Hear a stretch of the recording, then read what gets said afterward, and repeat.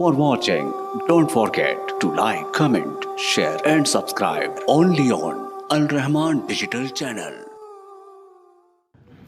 سوال ہے جی، کیا شیشے کے آگے نماز پڑھنا جائز ہے؟ کپڑا لٹکا لیں تاکہ آپ کی شبیہ آپ کو اپنی طرف متوجہ نہ کرے۔ اگر آئینہ سامنے ہے اور اس میں آپ کی تصویر نظر آ رہی ہے تو آپ اگر اس کی طرف متوجہ ہوتے ہیں تو اس کے آگے کپڑا لٹکا لیں۔ ویسے تو جب پہلی صف کھڑی ہوتی ہے تو دوسری صف اس کے پیچھے ہوتی ہے، تو آپ تو نظر نہیں آ رہے ہوتے لیکن دوسرے تو آپ کو نظر آ رہے ہوتے ہیں نا۔